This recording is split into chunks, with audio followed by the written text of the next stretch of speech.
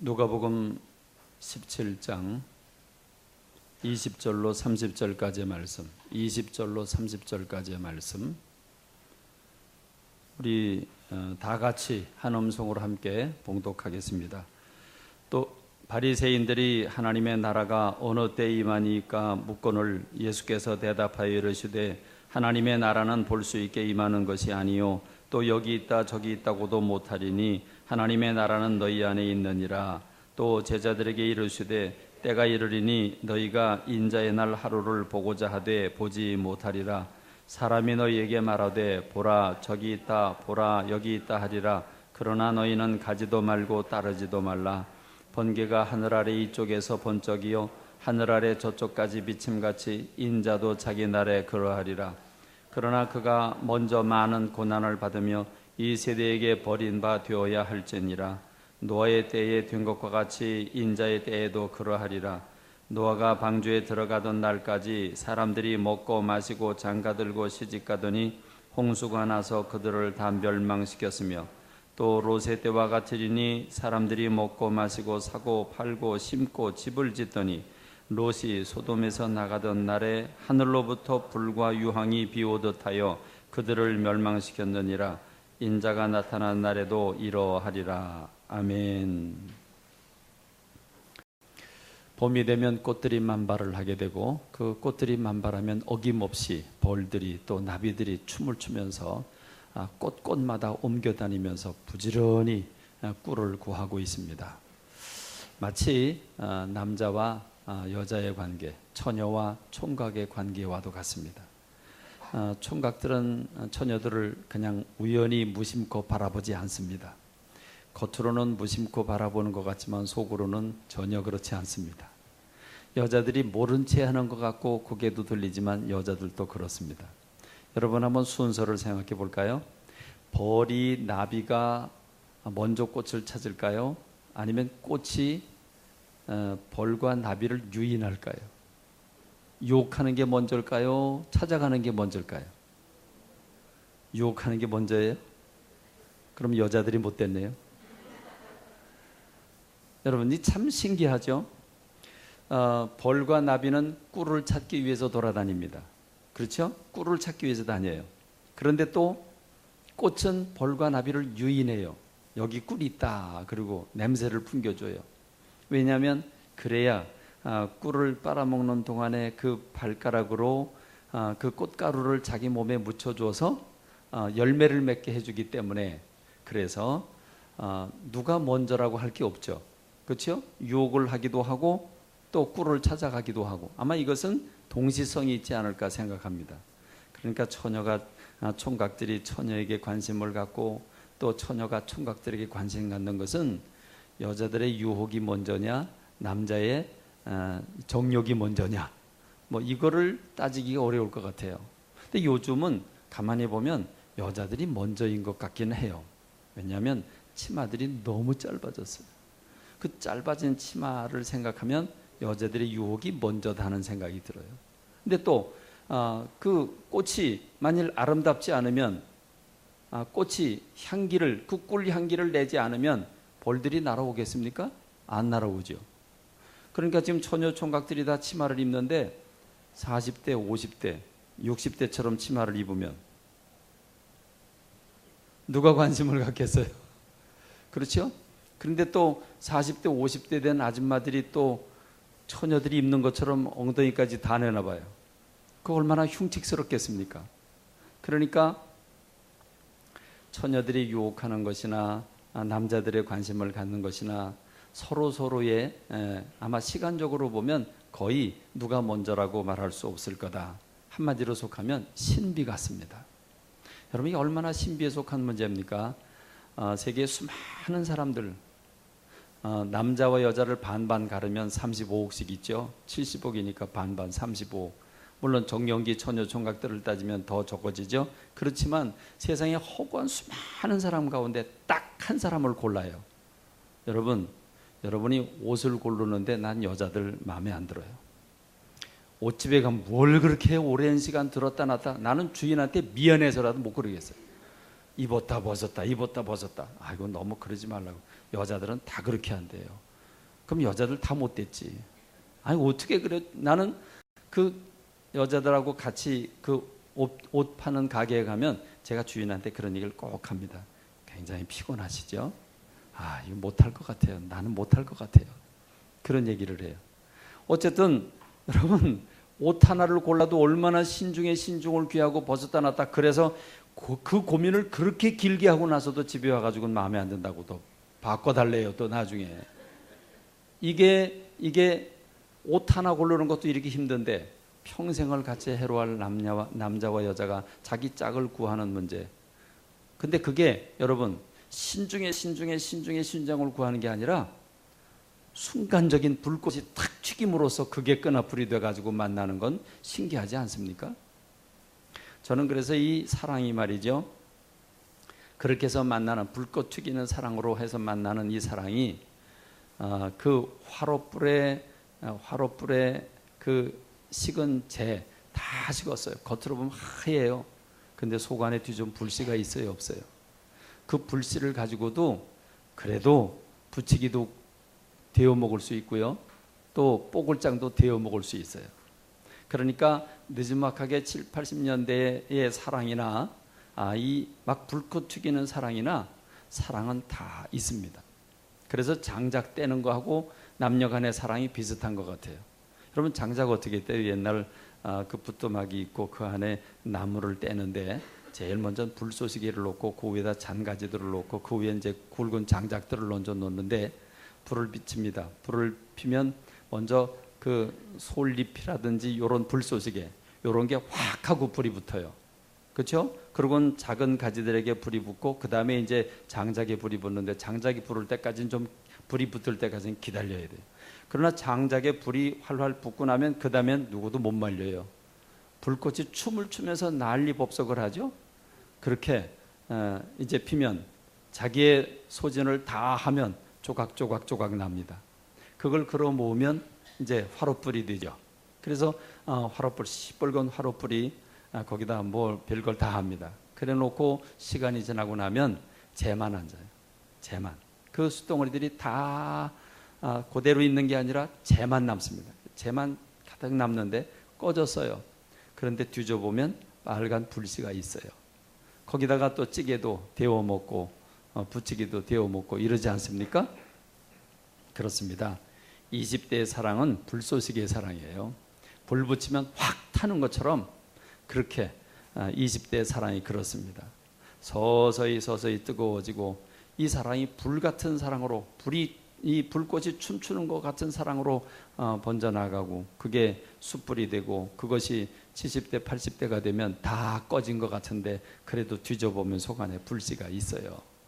그래서 남녀 간의 사랑은 신비적으로 만나서 그게 평생을 같이 하게 되는데 이렇게 만나는 것도 신비스럽고 그리고 결혼하는 것도 그렇고 결혼하고 임신하는 건 더 신비하고 그렇게 해서 출산을 하고 출산한 아이들을 키워가면서 검은 머리가 팥불이 되도록 변함없이 인생이 부부가 돼서 살아간다는 것. 참 이건 아무리 생각해도 신비가 아닐 수 없습니다. 그렇습니다. 여러분 이런 신기한 또 거룩하기까지 한 이렇게 이 신비한 결혼이라고 하는 제도가 수천 년의 역사를 이어오면서 오늘 우리의 문화를 만들어냈습니다. 그런데 이런 신비한 이런 거룩한 역사를 이어온 결혼이라고 하는 하나님의 창조 섭리가 아주 심각한 도전을 받고 있습니다.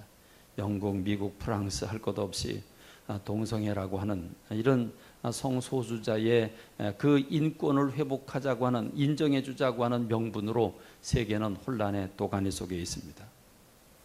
이제 내일 모레면 대한민국 수도 한복판에서 서울광장에서 퀴어라고 하는 축제가 이루어지게 되는데 여러분 그 정식 명칭 보니까 퀴어 문화축제예요. 아주 못된 문화가 우리 속에 슬며시 들어와서 여러분 지금 16년째 하고 있습니다. 이게 1, 2년의 문제가 아닙니다. 16번째 하고 있는데 여러분 이 퀴어라고 하는 말을 제가 무식해서 좀 찾아봤어요. 퀴어 축제, 퀴어가 뭐지? 그래서 퀴어라고 하는 말을 찾아보니까 동성애자, 성소수자를 일컫는 말이래요.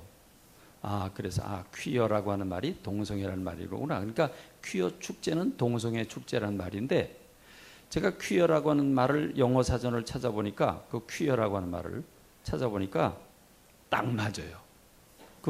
제가 목회단상에도 썼습니다마는 형용사로 쓰일 때에는 이상한, 기묘한, 야릇한, 색다른, 괴상한, 그리고 수상한, 의아스러운, 의심스러운, 어지러운, 몸이 좋지 않은, 그리고 머리가 조금 돈,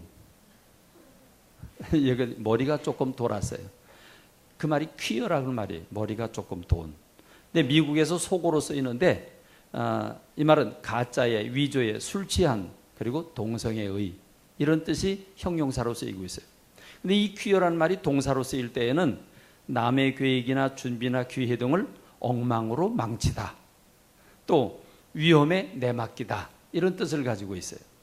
명사로 쓰일 때는 호모, 동성애의 남자, 기인, 괴짜를 의미하고, 이 퀴어라고 하는 말에다가 더라고 하는 정관사를 붙이면 가짜 돈이라고 하는 것으로 쓰이게 된답니다. 여러분, 영어 단어 하나가 많은 뜻을 가지고 있잖아요.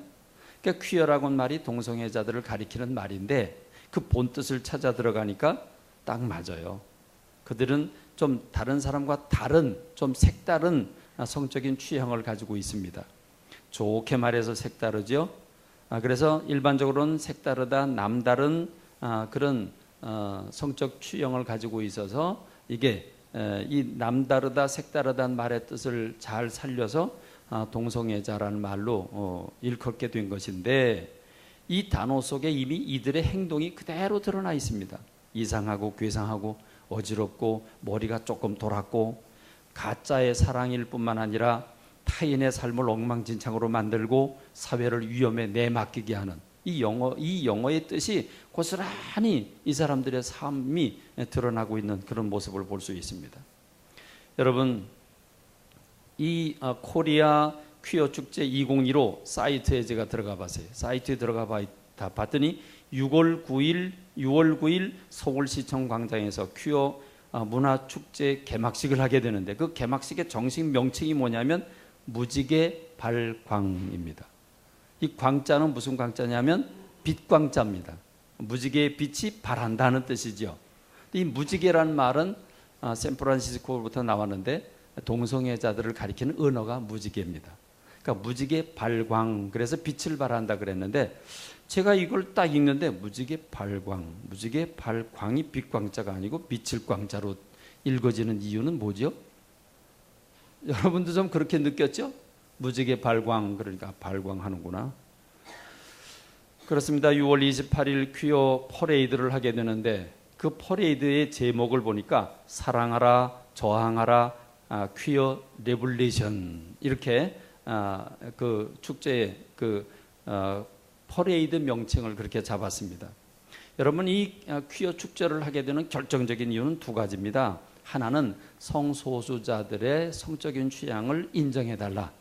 한마디로 말하면 그들의 성적 취향에, 다시 말해 그들의 성생활에 대한 것을 그들이 선택한 그 자유를 인정해달라고 하는 메시지가 숨겨져 있고, 하나는 성에 대한 억압을 해방시키고 성을 통해서 행복감을 얻겠다, 즐거움을 얻겠다라고 하는 것이 퀴어 축제의 두 가지 의미가 있습니다.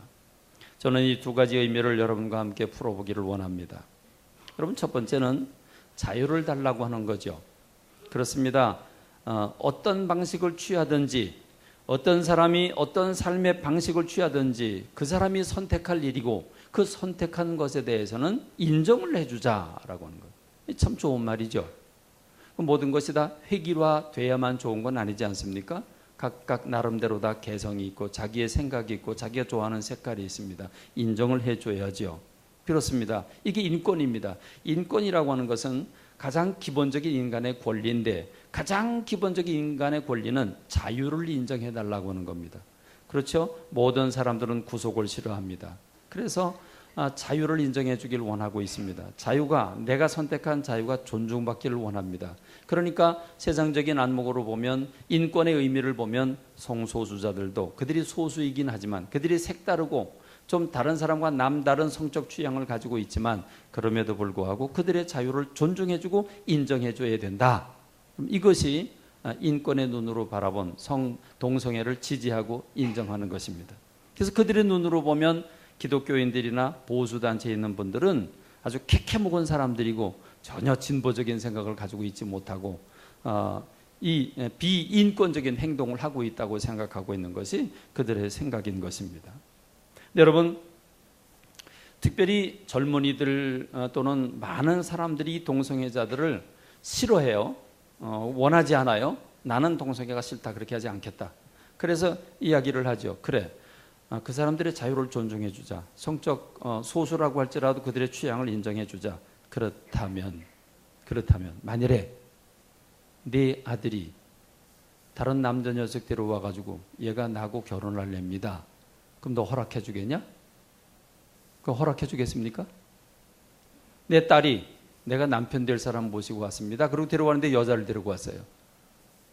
권사님 허락해 줄래요? 미치고 환장할 노릇이죠. 그러면 그들의 성적 자유를 존중해 주자고 그래놓고 왜 나는 안 되는 거예요? 그거 참 이상하잖아요. 왜 내 자녀는 안 되고 다른 사람은 되는 거예요? 이건 이율배반적입니다. 이건 모순입니다. 여러분, 지금 동성애자들에 대해서 우리가 동정함을 가지고 그들을 이해하자고 하는 분위기입니다. 왜 그런 분위기인지 아십니까? 유전적이라고. 이 동성애 성향, 소수자들의 성적 취향은 본능이라는 것입니다. 한마디로 말하면 유전적인 기질을 물려받았다는 겁니다. 남자인데 여자처럼 행동해요. 여자처럼 생각하고. 여자인데 남자 같아요. 이런 경우가 있어요. 그러니까 여자인데 여자를 좋아해요. 남자를 좋아해야 되는데 여자를 좋아해요. 남자인데 여자를 좋아해야 되는데 남자를 좋아한단 말이죠. 근데 그것은 그 사람이 가진 유전적인 성향이라는 겁니다. 지금 세계가 유전이기 때문에 그 사람 유전적인 기질이 그렇게 돼서 태어났는데 자기가 선택한 게 아니고 그런 성향을 가지고 태어나는데 얼마나 불쌍하냐. 그래서 그가 성적 취향을 좀 남달리 가지고 있는데 그걸 좀 인정해 줘야 되지 않겠냐. 여러분 이렇게 생각하면 좀 이해가 되죠. 이해가 돼요, 안 돼요? 돼요, 안 돼요? 돼요, 안 돼요? 되죠. 이해는 되죠. 제가 옳으냐 그러냐고 물은 게 아니고 이해가 되냐 안 되냐 물은 거예요. 이해는 되죠. 내 자식이 그런 성향을 가지고 있다. 이건 속상하고 화가 날 일인데 근데 어떻게 그런 성향을 가지고 있는 거를 이해는 돼요. 여러분, 그러면 유전적으로 그런 성향을 가지고 있다고 그래서 그게 옳은 거다? 그건 다른 문제라는 거예요. 유전적인 성향을 가지고 있다고 그래서 그건 바른 행동이다? 그건 아니라는 것이죠. 자, 예를 들어 보겠습니다. 어떤 사람은 태어났는데 혈기가 얼마나 많은지 몰라. 성질이 급해. 말만 하면 행동부터 해. 우리 김광복 목사님, 고덕필 목사님 류예요. 그렇죠? 성질이 급해. 나는 못해 저렇게. 그런데 우리 정창현 형제, 그것도 정반대야. 저기 느림보에 느림보. 뭐 하나 시키면 답답해요. 빠따를 몇 대 때려야 좀 불이 나게 생겼어요. 예전에 보면 우리 고덕필 목사님 같은 경우 우리 어디 신방 가야 되는데 그리고 앞으로 가자고 하는 의미로 얘기를 한 건데 성경책 들고 나와요. 이 성질이 급해요. 그거는 배워서 그럴 수도 있겠지만 후천적으로 그럴 수도 있겠지만 이건 선천적이에요. 그렇죠? 유전적이에요. 그리고 물려받았어요. 혈기를 내는 걸 물려받았어요. 그런데 천천히 행동하는 걸 물려받았어요. 가보니까 그 엄마가 그래. 이해가 되죠? 그 엄마가 그래. 그런데 여러분, 습관 가운데요, 도벽이라는 습관이 있어요. 이건 그 사람 나쁜 사람 아니에요. 훔치려고 맘먹은 거 아니에요. 그런데 훔치는 습관이 있어요. 그건 유전적이에요. 그래가지고 누구네 집에 놀러 가든지 바늘 하나라도 훔쳐와야 돼. 아무것도 안 가져오면 많이 편안하질 않아. 그렇다고 훔치려고 작정하고 하는 게 아니에요. 여러분, 그러면 그 사람이 도벽, 훔치는 그런 유전적인 기질을 가지고 있는데 그 기질을 가지고 있기 때문에 아유 안 됐네, 안 됐죠, 그렇죠? 안 됐네. 그럼 인정해 줘야 돼요? 아, 그 사람이 훔치는 거는 괜찮다. 그래야 됩니까? 혈기 내는 유전을 가지고 있다고 해서 유전인자를 가지고 있다고 해서 그 사람이 혈기를 풀풀 내고 공동체의 사랑을 깨트리고 있는데 너 잘하는 거다. 네 유전인데 뭐 할 수 없어. 너 생긴 대로 살아. 그럼 그래야 됩니까? 아니라는 거죠. 우리 유전의 의미를 다시 한번 살펴봅시다. 성경 로마서 3장 23절에 보니까 모든 사람이 죄를 범하였음에 그랬습니다. 아담과 하와 이후로 태어난 모든 사람들은 죄를 유전으로 물려받습니다. 여러분, 죄를 유전으로 물려받았어요. 그래서 우리 모두는 죄인으로 태어났어요. 그래서 죄된 행동을 합니다. 왜? 우리 안에 죄성이 있기 때문에 그렇습니다. 내가 태어났는데 난 이미 죄인이에요. 죄인이니까 죄인된 행동을 해요. 그럼 죄인이라 죄인된 행동을 했어요. 살인을 했어요. 유전인데 뭐. 유전인데 살인을 했는데 그건 정당한 거 아닙니까? 왜? 그렇게 생겨 먹은 걸. 여러분, 그러면 그 살인을 인정해 줘야 합니까? 잘했다고 칭찬해 줘야 합니까? 아니지 않습니까? 유전적인 기질을 그들이 물려받았다고 할지라도 죄의 유전이기 때문에 그것은 질병으로 인정을 해줘야 합니다. 여러분, 어떤 질병은 유전이 되고 어떤 질병은 유전이 되지 않는데 유전되는 질병을 물려받았어요. 어느 장기가 약하거나 또는 폐가 약하거나 또는 이게 다 유전이 됩니다. 자, 유전이 돼서 그 사람이 질병을 가지고 있는데 그건 질병입니까? 유전됐기 때문에 질병이 아닙니까? 질병은 질병 아니겠습니까? 그러므로 아무리 그들이 성적인 취향을 남달리 가지고 있는 동성애 성향이 그 유전적으로 물려받았다고 할지라도, 물론 요즘의 학자들은 물려받았지 않았, 유전이 아니라고 말합니다. 일부에서는 유전이라고 말하고, 근데 유전이라고 할지라도 우리가 그걸 인정해줘서는 안 된다는 겁니다. 그건 옳은 행동이 아니라는 것입니다. 그건 죄된 행동입니다. 우리가 그걸 깨우쳐주고 보호하고 바른 삶을 살도록 인도해줘야 합니다. 그런데 여러분, 퀴어 축제를 통해서 팬티바람으로 광란의 도시로 만든다면 여러분, 이것은 보호받아야 할 대상이 아니죠. 아름다운 우리의 문화와 전통을 깨트리고 있는 것이고 가정을 깨트리고 있는 것인데 여러분, 그것은 우리가 반대를 해야 되고 바로 고쳐야 될 일이지 유전적인 성향이기 때문에 인정해주고 그대로 그걸 정상이라고 적법한 것이라고 이렇게 법을 만들어줘서는 안 된다는 것입니다. 우리는 인권이라고 하는 이름으로 세상을 망가뜨리고 있다는 사실을 기억해야 합니다. 그렇습니다.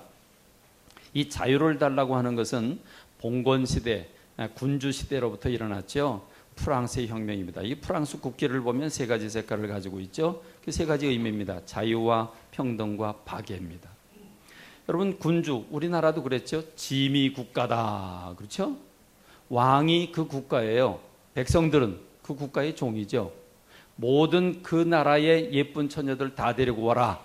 전국 방방곡곡 다니면서 처녀들 가운데 이쁜 처녀들 다 데려와. 그게 다 왕의 거예요. 그렇죠? 이게 옛날의 역사였어요. 아니라는 거죠. 그러니까 시민혁명이 일어납니다. 사람은 다 똑같이, 왕이나 사람이나 똑같은 사람이지 왜 나라가 왕을 위해서 존재해야 되는가? 아니다. 시민 한 사람 한 사람 모두가 똑같은 평등권이 있다. 누구나 자유를 누릴 권위가 있고 누구나 평등하다. 왕이나 사람이나 똑같다. 그래서 그들이 볼때처럼 일어나 혁명을 일으켜서 루이 16세라는 왕을 단두대에 올려놓고 목을 쳤어요. 그게 시민혁명의 시작입니다. 그래서 프랑스로부터 서방 국가가 한 사람의 자유를 존중해주고 한 사람의 시민의 그 평등권을 존중해줘야 한다고 운동이 일어나기 시작을 해서 오늘 인권이라고 하는 이름으로 세계가 성소수자들까지도 인정을 해주자고 하는 이 잘못된 자유의 개념이 우리들 속에 들어오게 된 것입니다. 이것은 그 근대 철학이 그 이성을 받아들이면서 사람들이 무엇이 옳은지 그른지를 잃어버리게 된 겁니다. 인간이 주인이 되면서 하나님을 잃어버렸어요. 하나님을 잃어버리니까 인간의 생각대로 모든 걸 다 판단하고 기준으로 삼았는데 인간의 이성도 수많은 사람을 죽이는 전쟁을 몇 번 치르다 보니까 이성도 믿을 바가 못 되고, 그래서 오늘 우리가 추구하는 것은 무엇입니까? 감각주의, 쾌락을 추구하는 사람들이 돼버렸어요. 여러분, 이게 마르크스주의라고 그러죠. 마르크스주의는 모든 걸 유물, 물질로 봅니다. 그래서 만물이 생겨난 것도 그렇고 사람의 구조도 그렇고 모든 건 물질에 의해서 역사가 만들어졌고 물질에 의해서 이끌어져 가게 되는데, 여러분 사람은 육체를 가지고 있어요. 물질을 가지고 있어요. 그렇기 때문에 사람은 이 물질을 가지고 있는 육체는 채워져야 됩니다. 먹음으로써 채워야 되고 입음으로써 따뜻해야 되고, 또 오늘 우리는 이 돈이 있어서 이 모든 걸 해결해야 합니다. 그래서 이 모든 문제를 육체적으로 풀어가는 게 마르크스주의입니다.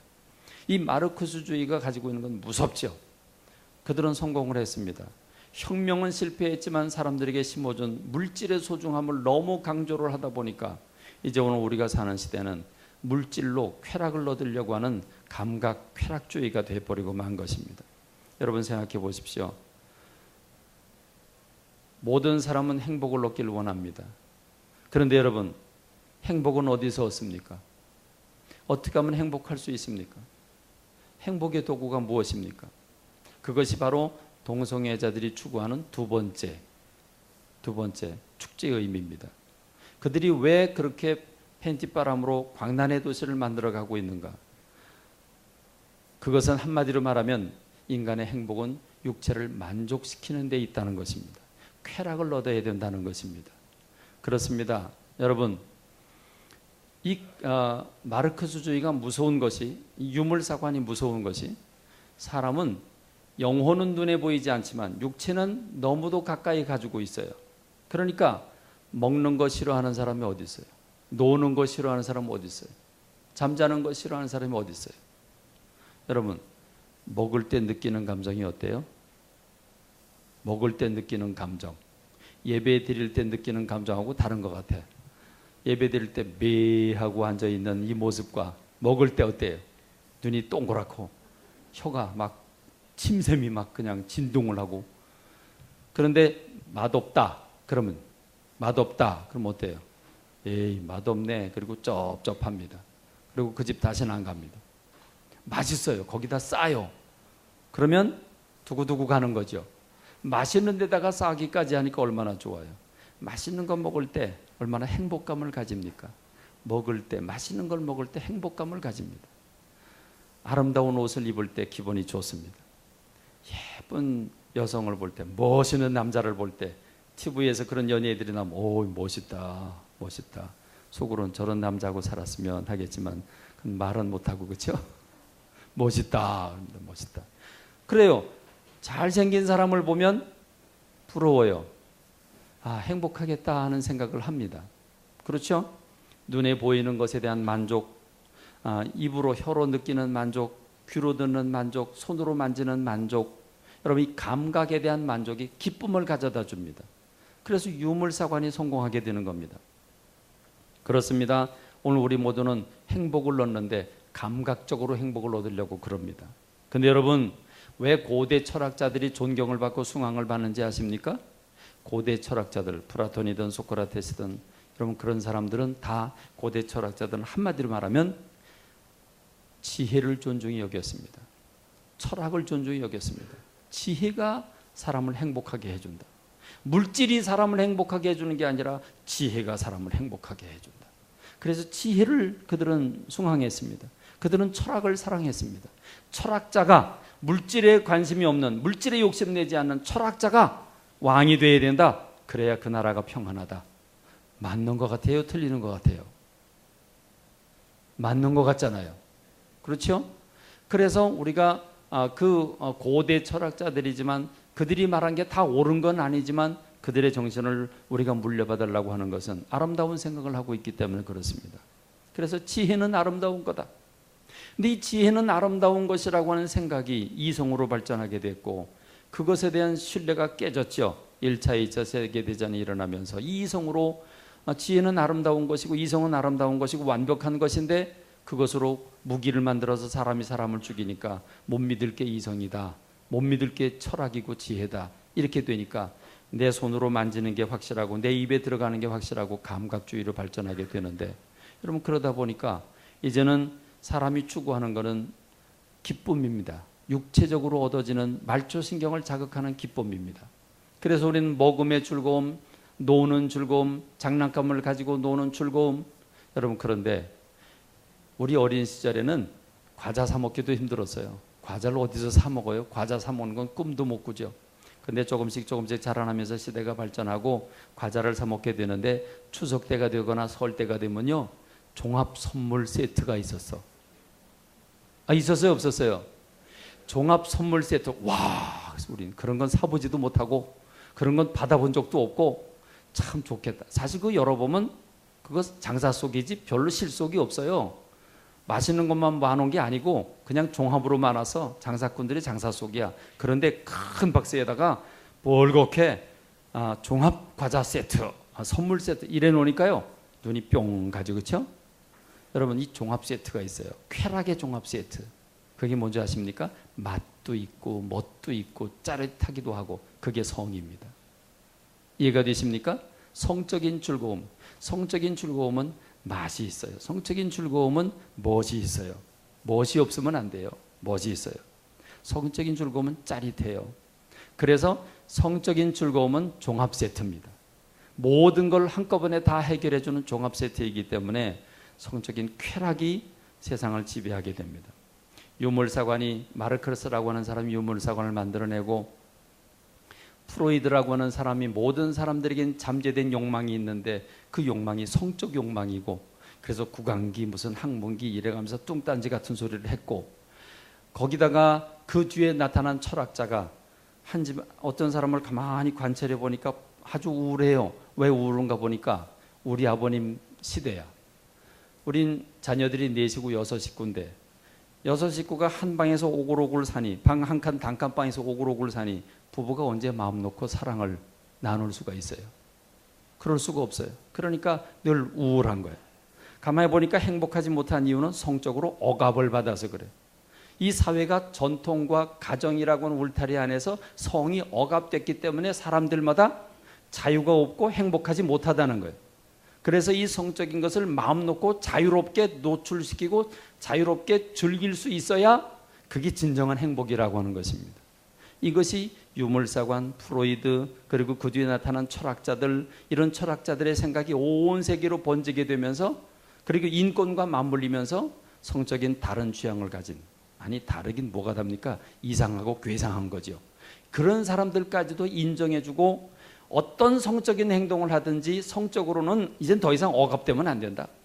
가정이라고는 울타리에서 남자와 여자는 평생 한 남자만, 한 여자와 더불어 평생을 살아야 된다. 이건 지옥이다. 아니다.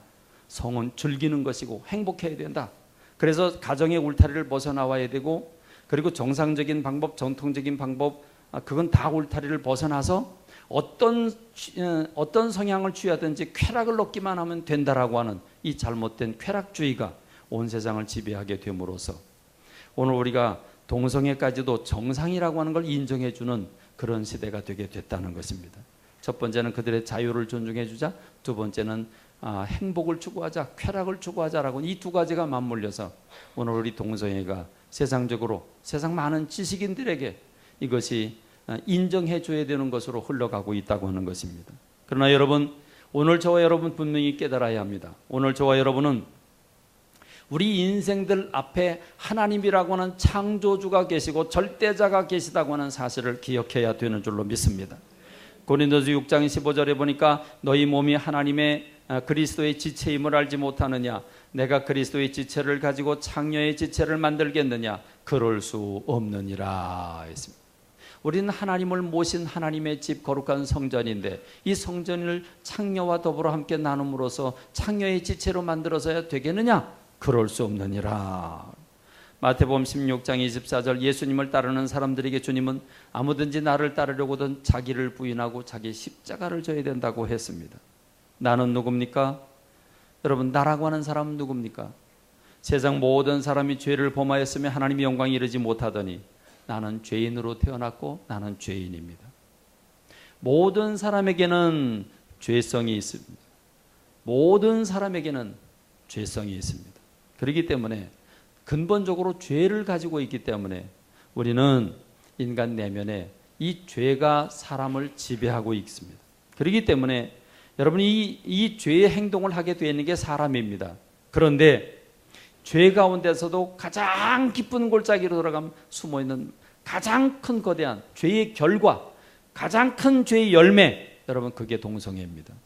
그래서 여러분 로마서 1장 18절로 그 끝절까지 쭉 인간의 죄에 대해서 쭉 열거를 해주고 있는데 그 결론은 32절입니다. 이 남자와 여자가 남자를 만나서 사랑을 나누는 것은 순리다, 순리.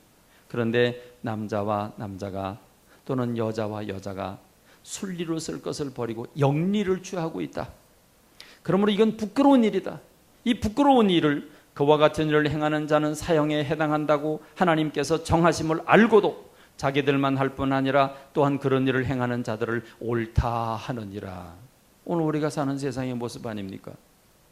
이런 일을 행하면 사형이다.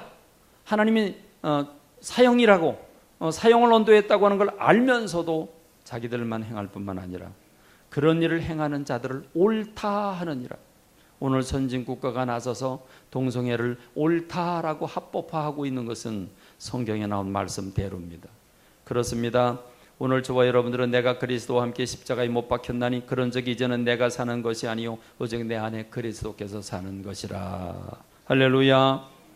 오늘 우리 하나님은 하나님 인생들 앞에 하나님이라고 하는 인생의 주인이 계시다는 것과 그 하나님께서 인생에게 행복의 설계도를 주셨는데 하나님의 말씀이라고 하는 윤리 지침서를 주셨다는 사실을 기억해야 되는 줄로 믿습니다.